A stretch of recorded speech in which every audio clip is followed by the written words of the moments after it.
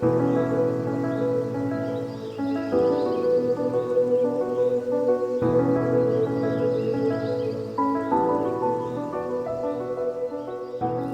back, my friends, to the Nature Wanderer podcast. Today we're going to be outdoors. We're going to be heading out in the field in a minute here, and we're going to do a little bit of bird banding, winter bird banding. So right now in Western New York, it is winter time. It is cold out there.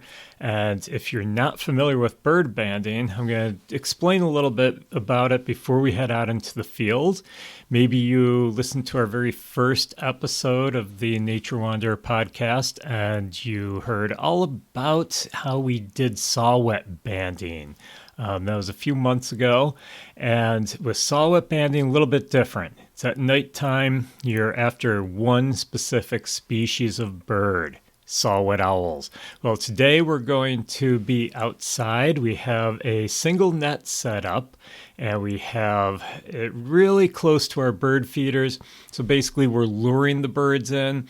We're trying to see what birds are around in the wintertime in Western New York. And scientists will take that data after we send it off, and they'll explore it a little bit more. So let's talk a little bit about bird banding. Okay, bird banding, basic bird banding, which is what we're doing here today, is capturing birds in what we call a mist net. Now, the mist net is really thin.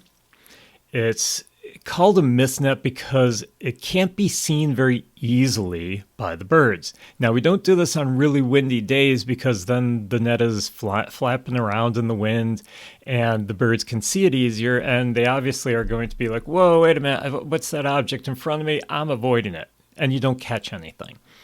But with a mist net, it's so thin, when it's a calm day, it just sits there, and it's black in color, very fine mesh in it, so that the birds don't see it. And so they think they're just flying away, and no, they get caught in this net. Now, it doesn't hurt the birds. I want to stress that right off the bat. Capturing them in these mist nets does not hurt them at all. Okay, so they just get caught in there. They drop down in what we call a trommel, which is just a flap at the bottom of each one of the trommels. There's actually 5 trommels in our mist nets that we put out. They're 12 meters long. And the mist net, they fly in, they get caught. Then we go out there, we capture them, we take them out of the net, and we put them into a cloth bag. Now, the cloth bag, they can still breathe. They can see shadows, but it calms them down. We don't want to just be handling them a lot, because if we handle them too much, it stresses the bird out. You got to realize these birds are there being handled by these big monsters. Us, people. Yeah, so it stresses them out. They're used to flying around free. They avoid people. So that's why we handle them as little as possible. So they get caught in these nets. We go out there, we put them in the bag to keep the stress down, and then we bring them inside. Now, during the summer, we actually set up our banding station outside. But in the wintertime, a little bit too cold. It's hard to process the bird, hard to handle the bird when your hands are frozen. So that's why we just get them as quickly as possible out of the net, bring them into our banding station, which is indoors where it's nice and warm. And we don't want to keep them in the heat too long either, because then they're going through shock from heat to cold. So we bring them in, we process them quickly, and then we take them outside. And I'll explain the processing a little bit later when we actually have some birds in hand and we're out in the field. And that way you'll get a better feel for what we're doing. This bird banding information that we write down, it gets sent off to the National Bird Banding Laboratory. And the Bird Banding Laboratory takes all the data that we have collected and they put it into a database, and scientists from all over the world, wherever, they can access this data for any research that they're doing on the birds. So maybe it's a specific species they're looking for. They'll grab all our data on that species and they'll add it to the data they already have, and that helps them with their research. So that's what bird banding is all about. We're going to head out into the field and we're going to capture some birds. I have a net set up right now and it's in front of my bird feeders. So the birds are actually being lured in. They get caught in the net. and we're going to go out and we're going to take them out of the net. Okay, so we're out in the field right now. This is a little different than some of our other banding situations. Besides doing saw-whet owls, we also do what's called MAPS, Monitoring Avian Productivity and Survivorship, which we do in the springtime and through early summer. But what we're doing is winter banding, so there aren't a lot of strict protocols for this. We can open the nets anytime we want, close them whenever we want, whereas there's much stricter protocol for the MAPS bird banding. Now I'm at the nets. I set the nets up just outside of my house, up by my bird feeders. It's a little bit later in the day. I had a lot of stuff I needed to get done this morning, so it's about 11 o'clock right now, a.m., and normally the birds are most active at sunrise. That's why I like to open the nets, which I usually do if I don't have a lot going on, but like I said, a little bit busy this morning. So today I decided to open when I got home, and so it's not as busy. Depends on weather, but I do have one bird in the net right now. It's a red-bellied woodpecker, and he's caught in the net. A rather large bird, so he didn't see the net, flew in. He was headed towards the feeder. I can tell by the side of the net that he's in. And right now I've got my hand on the bird. I've got my fingers under his belly and my thumb on his back. You always start out with opposite of how they went in. Okay, so this guy went in head first. That's the way birds fly. They don't fly backwards. So he flew into the net head first. So the head's the last thing I'm going to be getting out. So I find his butt, get the net off of that. Then I work it over the wings. I get it off his wings. Now I just have to get it off the head. Now, woodpeckers, the tip of their tongue. Okay, before I go on to that, I just want to describe everything I'm doing. I've got the net off his wings, off his head. The only thing is his feet and his tongue right now. So now I'm going to change hands. I'm going to my left hand, and I put my first two fingers around his neck. I'm not strangling him. It's really loose, but secure grip. It's so that the bird cannot get away, but I can manipulate the bird.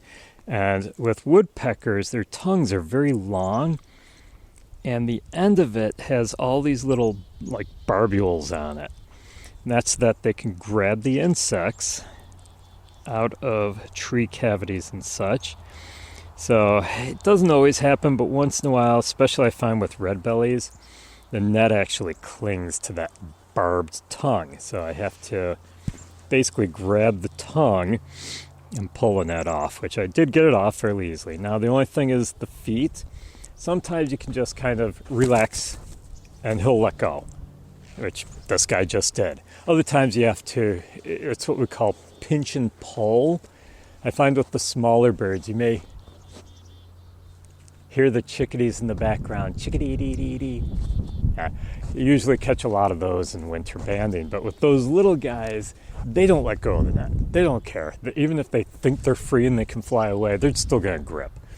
So you have to pinch the feet and kind of pull the net off.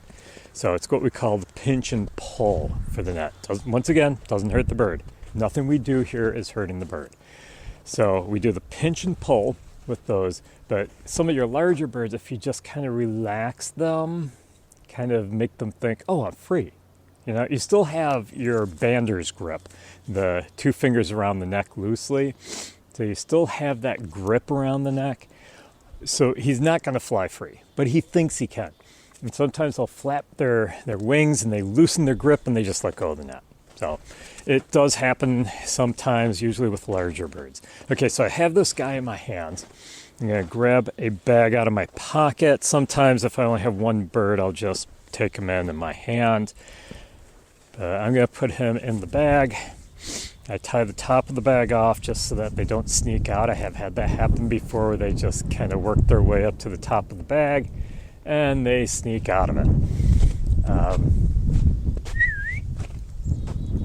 Come on, let's go.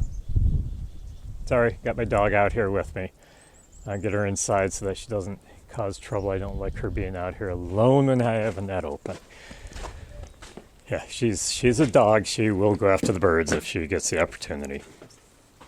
Okay, so we're headed inside where it's a little bit warmer so I can function better. I have everything set up in my garage. I have a little banding station in here, little table set up. Okay, now the bird is nice and calm. He's not trying to get out. He's very relaxed because it's like, oh, you can't see me, I'm safe. You know, so that's the way he feels. He is very calm in the bag, but I'm going to reach into the bag, and this is, ouch, the part where you usually get bit. Yeah, the bird is just protecting himself. So he bites the hand. Chickadees are the worst, little guys with attitudes. So I've got this guy out. Now, I have a chart that tells me what size band to put on their ankle. Now, these bands are round metal. I'm taking my time because this guy seems very relaxed. He's too busy biting me to get nervous. If it was a smaller bird, they tense up a little bit quicker. Those guys I process as quick as possible, but I can do a little talking with this guy because he's more relaxed. As he yells at me. Okay. Yes, you gotta quiet down so I can talk to her. Red bellies are notorious for this. Okay, so this guy I don't have to worry about the size, but I do have a chart that tells me band sizes. The band sizes depend on the size of the bird. So there's all different size bands. Depending on the bird's leg size, that tells me what size band I need. And I'll put the band on. But this guy already has a band on his leg. So he's what we call a recap. He's a recaptured bird, probably a local one that I banded maybe last year, maybe earlier this year. Band is still a little bit shiny, so I'm going to guess he was probably banded this year. So now I have to look at the number on the band. 1352. Sometimes I have a helper here who scribes for me, but I'm alone today, so I'm going to be doing all my own scribing. 2734. Let me write that down. And I look at it and I double check it because I don't want to have a wrong band number. That way, sometimes if I put in the computer and it's the wrong number, it'll flag it and it'll say, wait a minute, how come it was a black-capped chickadee last time and now it's a red-bellied woodpecker? You know, so we always double check. Then we write down the species name, red-bellied woodpecker, and we give it the alpha code. Every bird has a 4-letter alpha code. So this one here, usually they go with the first letter. If it's more than one name, first letter of each name. If it's 2 names, first letter, then the 3 letters from the last name. So this is an R, B, so red-bellied, W-O. Most of your woodpeckers are W-O at the ends. So like a pileated would be P-I-W-O. Hairy, H-A-W-O. Downy, D-O-W-O. The Dowos. So this guy here, because he's got 3 names, R-B-W-O, red-bellied woodpecker. And then what we're going to do is we're going to look at the fat. So I still have the bander's grip, so I've got control of the bird.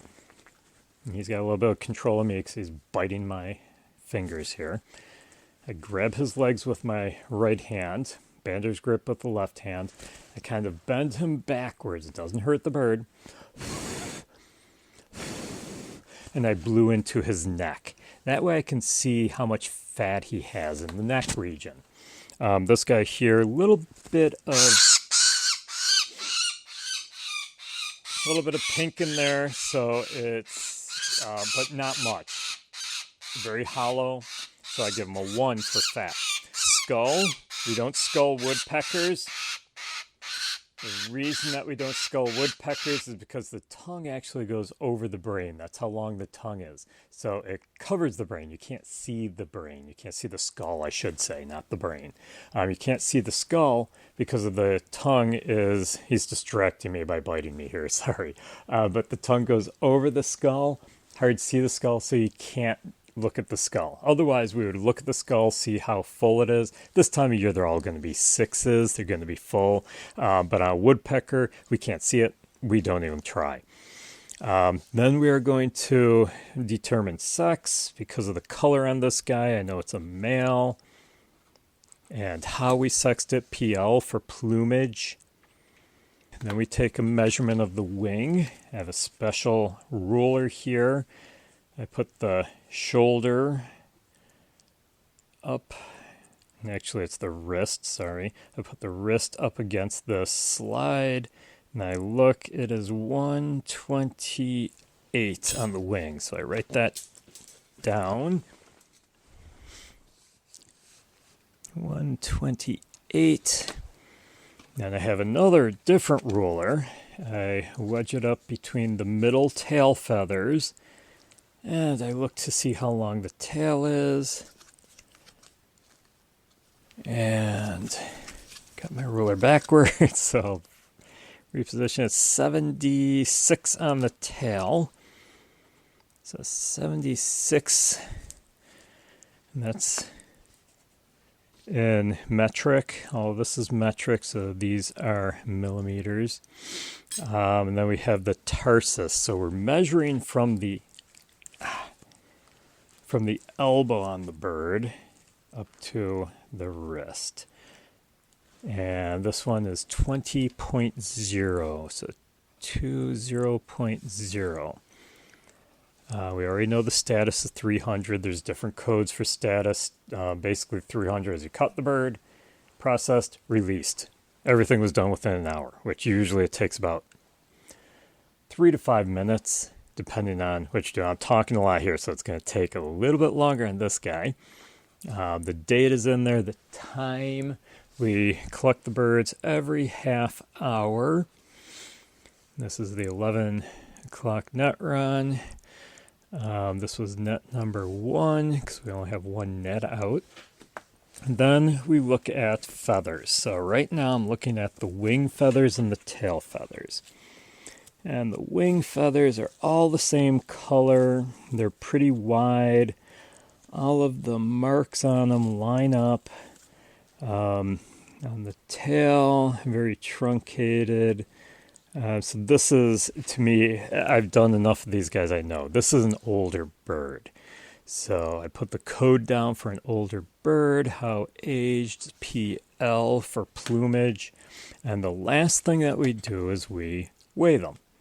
Would be awesome if we could just take the bird, set him on the scale, and he would sit there and wait for the scale to read his weight. But no, it's a bird. He just wants to get away right now. So we have a stocking sitting on the scale when we turn it on. This nylon stocking, I take it and I put it on my right hand while he's biting me. And I basically grab the back of the bird with the stocking on my hand. Grab the bird with my right hand, and I pull the stocking over his head and tail. Now he's caught inside the stocking. He can move a little bit, but he is fairly contained. I still keep my hand over the top of the bird, just hovering over the top. I don't want the weight of my hands, just the bird.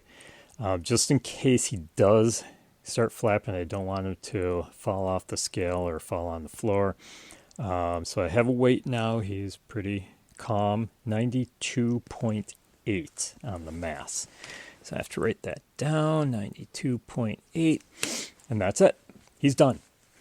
With maps, when we do this in the spring, there's a little bit different data that we take and write down, but in winter banding, we don't take as much. It's hard to say because we don't take as much data, but we take a few different things. For instance, we don't do the tail measurement, we don't do the tarsus during maps. We do those during winter banding.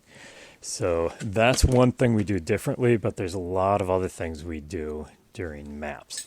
Okay, so this guy's all done. He's got his band already on his leg. We've gotten all the measurements. So now we're going to head back outside. And we are going to let him go. Have a good day. And he yells at me as he flies away. And while I'm out here, even though we're not at the half hour mark, I do see a bird in the net, so I'm going to grab him out. The only reason I do that is because the longer they sit in the net, the more tangled they get and the more stressed they get. So I'm just going to grab this guy out while I'm here. It's a little chickadee. Once again, he was at the feeders flying away. That's the side of the net he was on.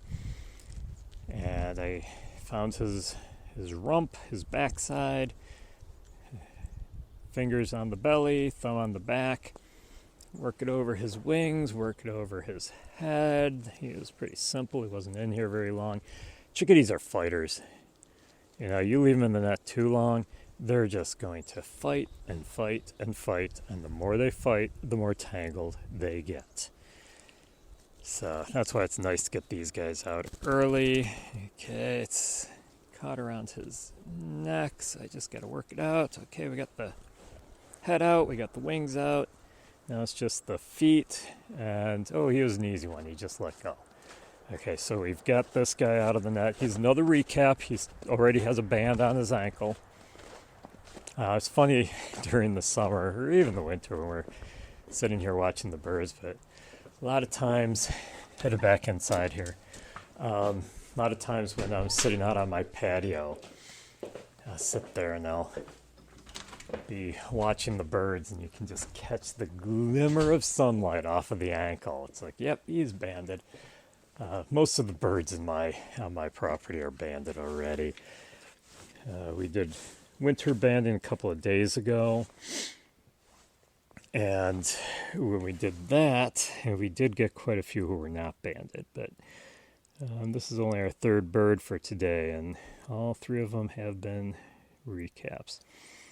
Okay, so once again, I'm reading the number 2880. The first four numbers, the last number of the first four. So there's four numbers on top, and then there's another 5 on the bottom.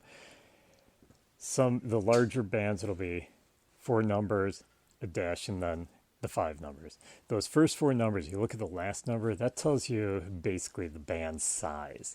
So this guy takes a 0. That's why it's a 2880 are the first 4 numbers. Okay, and then 644.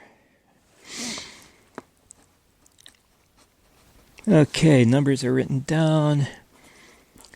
Black-capped chickadee.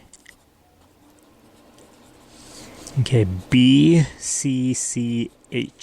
Okay, black-capped, and the chickadee, CHIC. Okay, so BCCH is the alpha code for a black-capped chickadee. I'm going to go through real time. I'll try to talk real fast, but this is how quickly a bird is usually processed. Fat's a 3, chunky guy. Skull's a 6. Wing is 63. Whoa. We're not going to do tail measurements only because he only has one tail feather. He's missing the rest. I don't know what's been going on with this guy. He's been having a tough time out there. The tarsus is 11.0.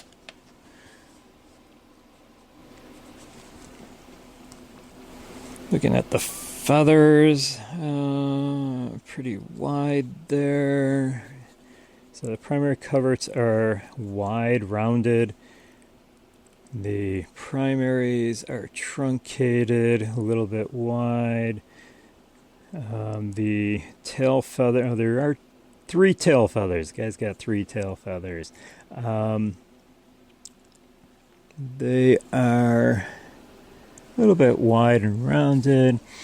So this guy is an older bird. Once again, age by plumage, sex unknown. You cannot tell a chickadee during the winter time. Status same. And finally, mass. I already got my scale all torn, so it's set to 0, 10.8. Net 1, done. See how quickly that goes? So it's really quick when I'm not talking so much. And I can even go quicker than that, but I don't try to rush through it. I'm not racing. The whole process, the whole reason for this is to get accurate, good data, and that's what I'm trying to do. And if I rush through it, I'm not going to get good, accurate data. Okay, and we're back outside. Let this guy go. The nets are empty, so we're going to go inside and take a breather, take a break. Then we'll come back out, check the nets in a little while, see who else we have in there. So we're going to take a break here. Okay, we are out at the 12:30 net run. We've got one bird again in the net.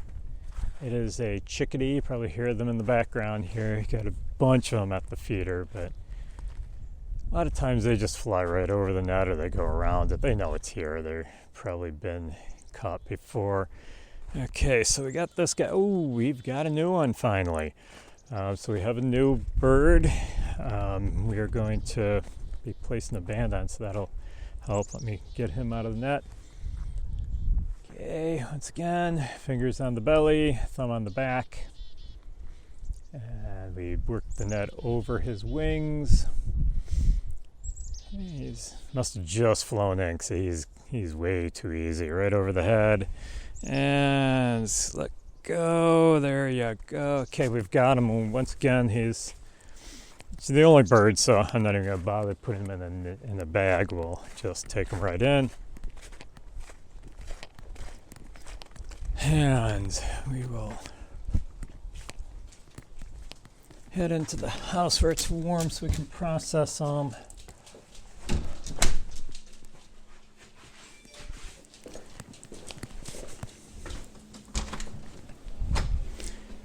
Okay, and we are now in the garage where I got my little setup here for banding. I didn't mention before, I do keep track of how many birds we capture at each net run. We do a running tally. And we also do temperature, wind, and cloud cover. So we keep track of that data as well, so that the scientists, whoever's using this data, if they need it, we can send it to them, and they can say, okay, well, this bird is not supposed to be here in the middle of the winter. What were the temperatures like? What was going on? They can keep track of climate change and how it's affecting the birds. And okay, so I'm going to need a band size 0. I've got my bands. They are in a little old film canister with a hole in the top. Each one's labeled with a letter or number. Sorry, they're labeled with both sometimes, like 1A, 1B. This is a 0, so I take the next 0 off. I read the last few numbers because I have the rest of the numbers always already written on my paper, and they should be in sequential order. So this is 486 are the last 3 numbers, and I check, and yes, that is correct. So let me write that down on the page. I got the number written down. It's a black-capped chickadee. They're not the only ones who take a 0, so we have to write down the name and the alpha code. Check the fat. Fat's a 3, borderline 4. I'm going to go with a 4 because it's full. Skull, 6. Oh, got to get the band on the bird too. Okay, now I've got a special set of pliers here. Usually I do that first, but I guess I've done so many recaps today. I wasn't thinking straight. He doesn't have a band on, so we have to put a band on the ankle of the bird, the leg of the bird. So I take it, I put it on my banding pliers. These are a set of pliers. They have a little notch coming out of the side, and I put it on there, and I open the pliers up, which opens up the band. And I take it off of there, off of that little notch, and I put it inside. The pliers actually have 2 holes in the, I'm not sure how to put it, the plier part, and the band fits perfectly inside of the smaller ones. The larger one is for like 1Bs and a few other band sizes. But the 0s, 1, they go in the smaller hole, so I've got it set in there. It's not closed, it's open.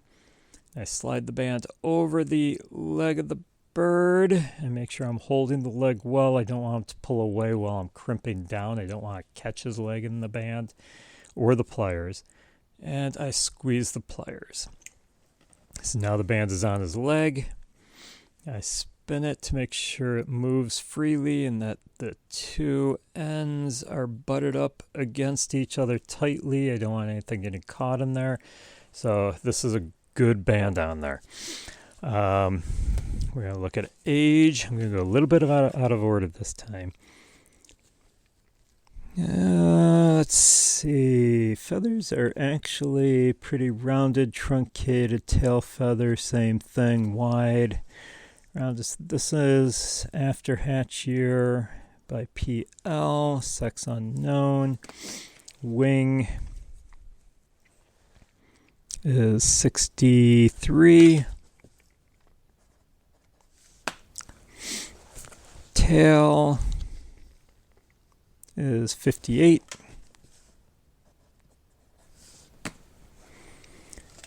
Grab the tarsometer.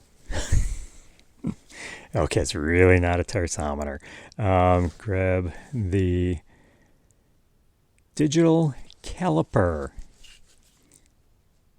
and put it against the elbow and go right up to the wrist, and it's 13.1 on the tarsus. Status is 300. Date same, 12:30 net run. And all that is left, that click, was me turning on the scale, which calibrates it, it tears it. And I put the bird, once again, I got a stocking in my right hand. I have my hand in the stocking. Grab the bird with my right hand, and I pull the stocking over the bird's head and body. And now he's totally contained. He's on the scale. 11.5 is the mass. I write that down right away. 11.5. And I take the bird out of the nylon stocking, and we head back outside where we can release him.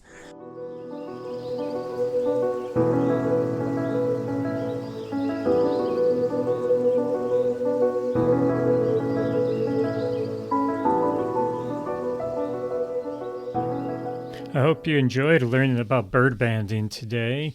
I did want to let you know that even though you only heard about 3 birds being banded, our tally for the day, and I did only 4 hours of bird banding today, but the tally was 14 birds that we did band, and we had, I believe it was 5 different species of birds.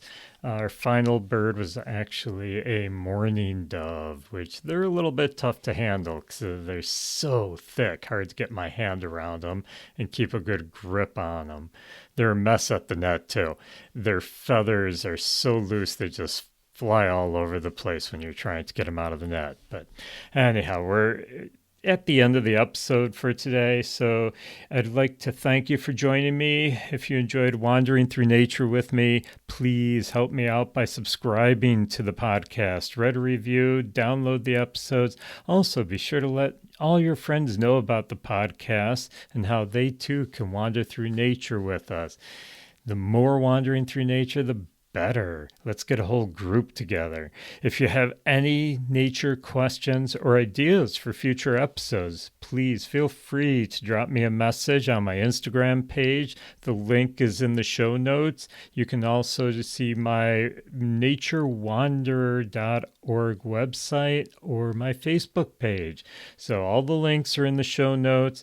You can also support the podcast by joining my Patreon. Become a patron and you get more videos, podcasts, pictures, and so much more. Have a great week and keep exploring the nature around you.